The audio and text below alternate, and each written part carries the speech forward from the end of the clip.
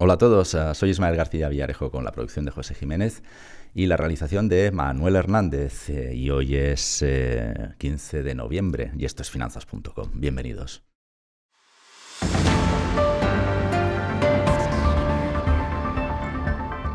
Inversores, Raquel y yo os estábamos esperando. Raquel, bienvenida al Centro de Noticias de Finanzas.com. ¿Cómo estás? Buenas tardes, un placer estar con vosotros. Página 14 del número 1287 de la revista Inversión, y ahí encontramos a Raquel Blázquez, jefa de gestión de inversiones en banca privada en Ibercaja, entre las 50 líderes financieras de España. Bueno, bien, ¿no? Muy bien, muy bien. Un placer y un honor compartir cartel con todas las excelentes profesionales que están ahí también. O sea, y un placer y un honor que me hayáis nominado. Raquel, hoy hemos tenido una sesión favorable al riesgo. El índice más planito ha sido el IBEX, que todavía lo estamos subastando en los últimos coletazos de la sesión, pero está ahí prácticamente plano. Y están pasando, pues las 50 líderes financieras obviamente están pasando por los podcasts de Finanzas.com, y empieza a calar la conclusión de que ya es momento de empezar a construir cartera. De eso me gustaría que vayas reflexionando. Perfecto, me apunto. Ves reflexionando, porque te lo voy a preguntar hacia el final un poquito después de que nos analices cómo estás viendo el escenario actual.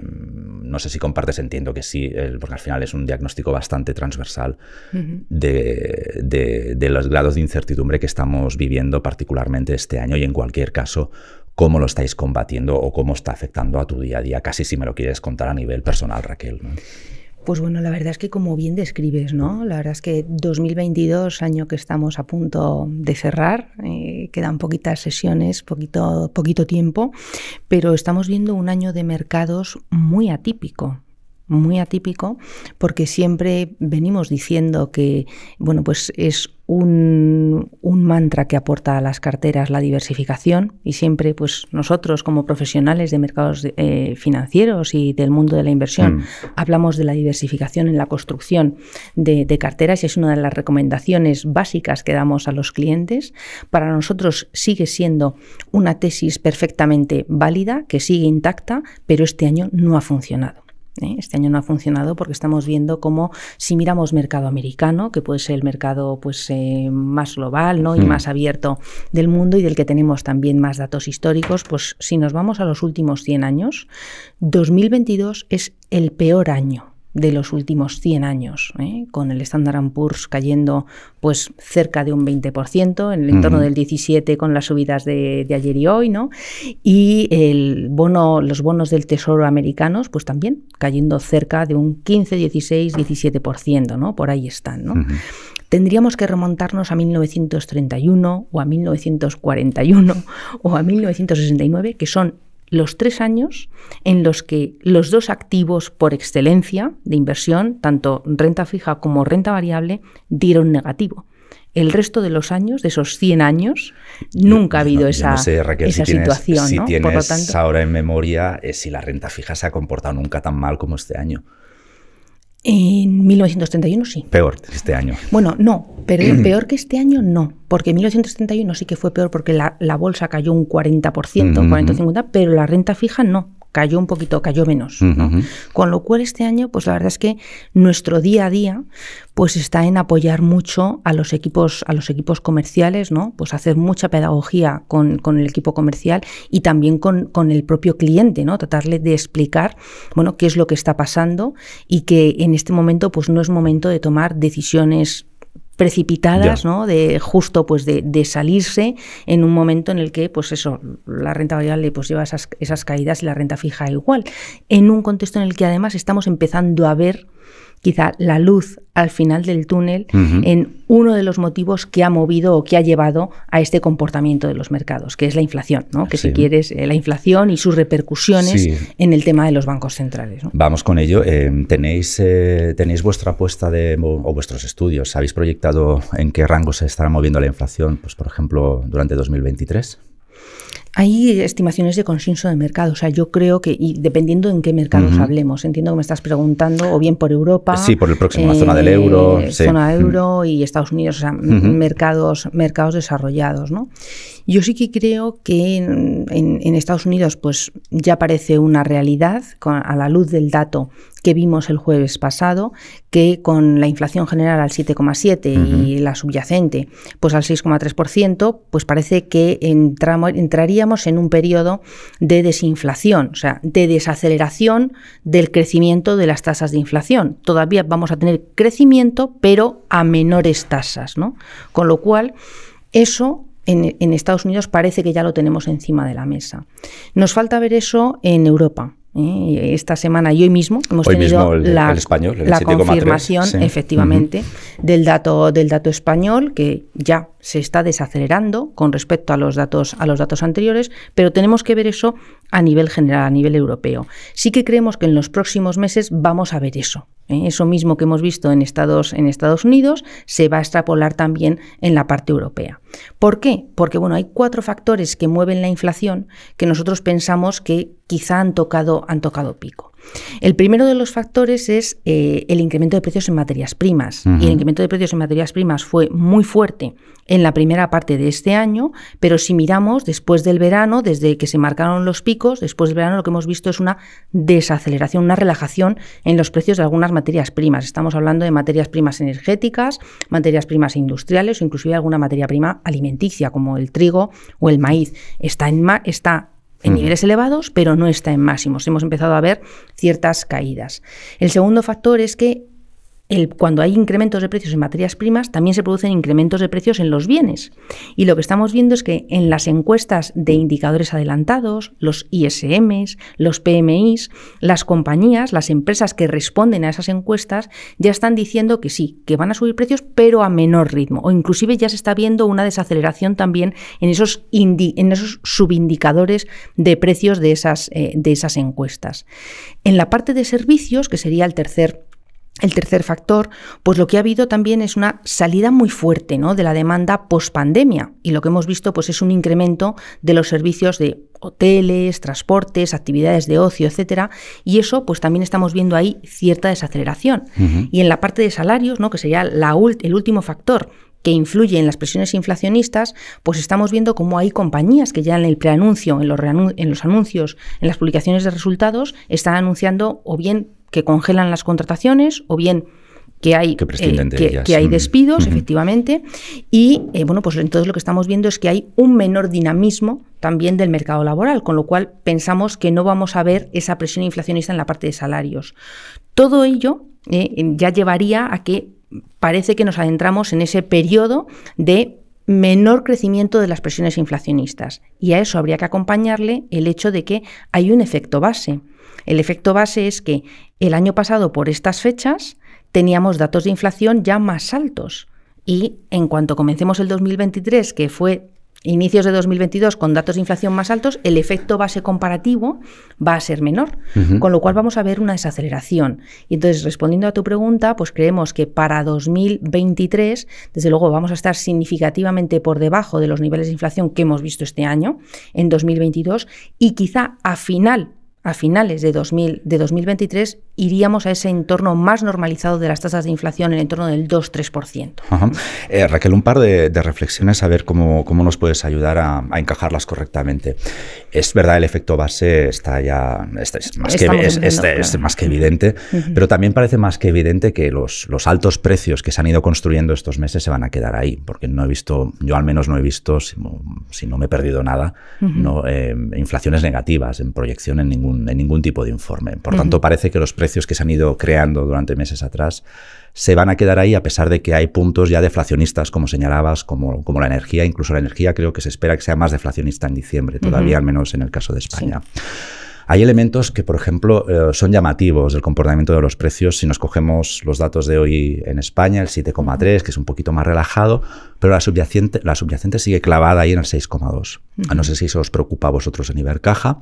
Y en cualquier caso, te doy otro dato que hemos visto aquí en la redacción de finanzas.com que nos ha preocupado, que es la inflación específica o el IPC específico construido o armado con los precios de lo que se conoce como la cesta de la compra, ha crecido un 15%. Te lo pregunto por los márgenes de las compañías. Hemos visto resultados bastante saludables en lo que llevamos de curso, pero no sé si estos precios ya van a estresar demasiado los márgenes con todo lo que ya llevan sufriendo en este año, y el año que viene vamos a empezar a tener sustos, pues eso, porque las inflaciones subyacentes están como están, y las cadenas, pues por ejemplo, sectores como la distribución, pues no sé cómo van a aguantar si esto de los 15% siguen por ahí, ¿no, Raquel? Yo creo que has comentado muchas cosas muy interesantes, ¿no? Y bueno, pues una de ellas es decir, que en qué medida se pueden sostener las alzas de precios, claro, o los precios tan elevados, ¿no? Yo creo que, bueno, pues aquí lo que estamos viendo y lo que pensamos es que, claro, los bancos centrales están implementando pues políticas monetarias restrictivas que antes o después están llevando pues a una desaceleración y una moderación de la actividad económica, y eso pues se está viendo también en los indicadores adelantados de actividad, esos PMIs o esos ISMs que con referencia en los 50 puntos que marcarían el umbral de expansión o desaceleración, pues ya muchos de ellos en mercado europeo o en mercado americano pues están yendo hacia la baja, ¿no? Apuntando a esa desaceleración. Entonces lo que estamos viendo es que los bancos centrales están llevando a cabo estas políticas monetarias restrictivas y al final eso provocará una desaceleración de la demanda. Sí, parece que es lo que buscan descaradamente, no sé si compartís. Que eso pues al final también hará replantearse a las compañías y, oye, si la demanda se está desacelerando, si puedo seguir manteniendo estos incrementos de precios o no, ¿no? Teniendo en cuenta que sus materias primas subyacentes pues a lo mejor ya no están en esos niveles tan sumamente elevados como estaban a inicios de año. Yo creo que ese también es un punto, ¿no? De si la demanda se va a seguir manteniendo a esos... Te interpreto, o sea, no descartáis que efectivamente los precios caigan por debajo, o sea, que tendrá que haber demos marcha atrás, volvamos al punto de inflexión. Un pequeño ajuste, sí, ¿no? Y eso también hay encuestas, una encuesta americana de un índice de pequeñas y medianas compañías, pues que ya apunta que esas pequeñas y medianas compañías no están por la labor de subir precios, sino todo lo contrario, ¿no? De reducir precios. No irnos a como estaban antes, ¿no? Pero sí moderar esa escalada de precios. Eso, punto uno. Y la otra parte, no sé qué me habías... Sí, te preguntaba por la subyacente, que sigue extremadamente alta, y es así que ahí parece que no vemos que la curva doblegue. Claro, yo creo que esto, bueno, pues es las medidas de los bancos centrales acabarán haciendo su efecto, ¿no? Y eso, sí, ya sé por dónde iba, la parte de los resultados la parte de los resultados de las compañías, que efectivamente en esta presentación de resultados del tercer trimestre no estamos viendo una erosión muy fuerte en los datos de las compañías, pero sí que esperamos quizá que, bueno, los mensajes de las compañías no están siendo tan positivos como los que daban en el primer y segundo trimestre. Este tercer trimestre, las sorpresas positivas, por ejemplo, en el mercado americano se han situado por debajo de su media histórica, sí que son sorpresas altas, ¿no? Por encima del 60%, casi en el 70%, pero no están en el 75% como estaban históricamente, ¿no? Entonces yo creo que eso antes o después acabará erosionando las cuentas de las compañías, ¿no? Y deberíamos ver algo de revisiones a la baja en beneficios, cosa que no estamos viendo en este momento, ¿no? Raquel, del escenario que tenemos ahora sobre la mesa, al margen de lo que hemos estado hablando de la inflación, ¿qué otros elementos tenéis ahí arriba en el mapa de riesgos? En el mapa, bueno, en el mapa de preocupaciones, por decirlo de la hoja de ruta, ¿no? Como si dijésemos, la hoja de ruta clave, pues ahora mismo es la inflación. El primer factor es la inflación. El segundo, cómo impactan estos niveles de inflación o los datos de inflación en las decisiones de los bancos centrales. Y la tercera pata de la hoja de ruta es la evolución de China, ¿no? En mercados emergentes, pero fundamentalmente China, ¿no? Que eso también te afecta al crecimiento económico mundial. Parece que las últimas noticias que hemos venido teniendo desde China con respecto a las políticas COVID-0 y demás, pues en el 20º Congreso del Partido Comunista no fueron muy halagüeñas, ¿no? Porque todos les contamos que parece que mantenían, ¿no? Esas políticas tan estrictas de COVID-0, pero a finales de la semana pasada pues todo apuntaba, y sí que hubo comunicación, parece, de medios oficiales, que había alguna relajación de las medidas de cuarentena, ¿no? Con lo cual pues eso también es positivo, y bueno, pues sería otro factor además que tenemos encima de la mesa para monitorizar, ¿no? Inflación inflación, como decía, impactos de bancos centrales, que yo creo que las políticas monetarias o las subidas tan sumamente agresivas que hemos visto por parte de los bancos centrales por tratar de perseguir, ¿no?, la inflación, ¿no?, y tratar de luchar contra las fuertes alzas de precios, pues quizá esas alzas tan sumamente rápidas que hemos visto en este año, pues yo creo que para 2023 pues se van a moderar. Yo creo que hemos visto quizá lo peor, ¿no?, de esas subidas tan sumamente agresivas que han impactado de forma directa al mercado de renta fija y al mercado de renta variable, y lo que deberíamos ver, si efectivamente estamos en ese escenario de estabilización o moderación de los niveles de inflación que estaríamos viendo o que estamos pronosticando desde Ibercaja, pues deberíamos ver una fase final de los ajustes de políticas monetarias con alguna subida más adicional, tanto en Estados Unidos como en el Banco Central Europeo, pero desde luego no a tanta velocidad y de tanta magnitud como las que hemos visto en los primeros 10 meses del año. Pues Raquel, llega el momento de contestar la pregunta de la tarde, que es si es momento de hacer cartera y cómo.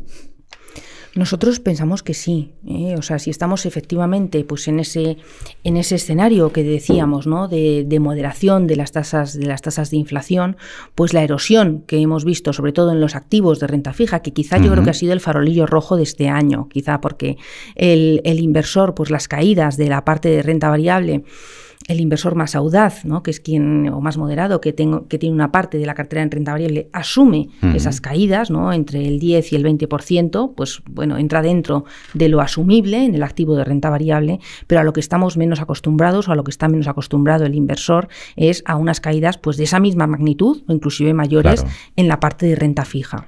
Entonces, si vemos ese escenario de moderación de inflación que lleva a cierta moderación también o a una menor agresividad por parte de las políticas monetarias de los bancos centrales, deberíamos ver también una cierta estabilización de las curvas.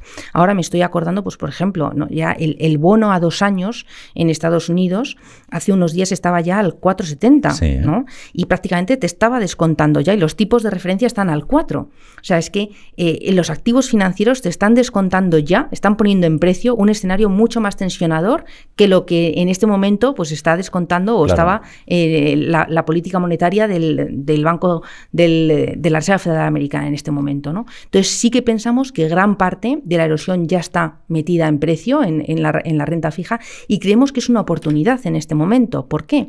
Porque mismamente el año pasado teníamos prácticamente el 90% de los activos de renta fija investment grade, ¿no?, de elevada calidad crediticia, con rentabilidad negativa o rentabilidades por debajo del 1%, ¿no?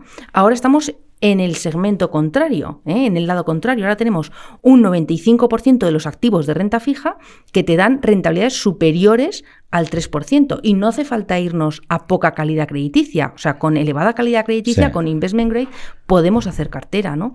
Por lo tanto, pues pensamos que para el inversor conservador se le abre una oportunidad que no tenía antes. Antes el inversor conservador tenía que asumir un poquito más de riesgo, irse a renta variable para obtener puntos extra de rentabilidad. Ahora, si quiere estar en una cartera 100% de renta fija, nosotros acabamos de lanzar desde Ibercaja 2 soluciones, sí, una a 2023 y otra a 2024, que invierten en deuda soberana, Italia y española, y que dan una rentabilidad pues muy adecuada, ¿no? O sea, por encima del 1,5, el 1,70 y cercano al 2%. Ahora que mencionas esta, Raquel, perdona, entiendo que habéis lanzado estos productos porque no estáis preocupados por la tensión que puede haber en la deuda de los dos países. O porque pensamos que ya hay una parte recogida. O que ya está recogida. Y que a estos niveles, ¿no?, pues te merece la pena, ¿no? Te merece la pena tener esa exposición, y que pensamos que el tensionamiento del mercado, por lo que comentaba antes, ¿no?, a la luz de los movimientos tan agresivos de los bancos centrales, la deuda te ha puesto en precio pues una parte de tensionamiento muy fuerte, ¿no? Pensamos que es una clara oportunidad, sobre todo si vas a fondos de rentabilidad objetivo como los que estamos lanzando desde la gestora del banco a 2023 o a 2024, que compras una cartera a un plazo determinado con un objetivo de rentabilidad, que a lo largo de ese plazo pues el mercado podrá hacer lo que haga, ¿no? Podrá pasar lo que haga, pero tú a vencimiento, salvo que hubiese y no es nuestro escenario central obviamente, pues un default de alguno de los emisores, pues el inversor va a recuperar, ¿no? Raquel, cuando corrija el mercado de renta fija, veremos una corrección automática en renta variable. O sea, cuando recupere. Cuando recupere, claro. Pues, puede ser así de lineal, lo digo para dar también alguna pista a la audiencia. Claro, yo creo que las caídas las caídas en el mercado de renta variable, pues fundamentalmente han sido en este momento porque te descuenta un escenario de mayores tipos de interés, que ya lo estamos viendo, ¿no? Hay un escenario de mayores tipos de interés y entonces el tipo de interés de descuento que utilizas para atraer a día de hoy los flujos de caja que van a generar esas compañías en el futuro es mayor. Estás descontando a mayor tipo de interés. Por lo tanto, el flujo de caja futuro vale menos a día de hoy. Y eso pues, es lo que han estado poniendo en precio los mercados. Lo que creo que todavía falta por poner en precio en los mercados de renta variable es si hay una corrección, una caída en los beneficios de las compañías, ¿no? Porque ahora mismo todavía, como estábamos diciendo hace unos minutos, todavía hay crecimiento de beneficios, ¿no? Tanto en bolsa europea como en bolsa americana, los beneficios del tercer trimestre siguen creciendo a nivel global. Si quitamos sector energía, pues ya en Estados Unidos tendríamos crecimiento negativo, ¿no? Pero lo que deberíamos ver es si esperamos que el año que viene haya pues alguna corrección, alguna recesión en beneficios, como lo que debería ser lógico en este contexto de desaceleración y cómo ello afectaría a la renta variable. Pero la presión que ha tenido la renta variable por la parte de la subida de tipos de interés, en gran parte ya estaría metida en precio, ¿no? Raquel, de tu conversación extraigo me permito una conclusión, si me dejas. Parece que no está bien lo que mal empieza, ¿no? Porque me ha dado la sensación de que los inversores tienen hoy más oportunidades que el 1 de enero. Que el 1 de enero de este año, claro, sí. Bueno, de este año, sí que ya casi estamos en 2023. Exacto, ya estamos con la cabeza. Efectivamente. Yo creo por sacar una conclusión, por obtener una conclusión, extraer una conclusión positiva. Que me gustaría dar ese mensaje, ¿no? Ese mensaje de oportunidad.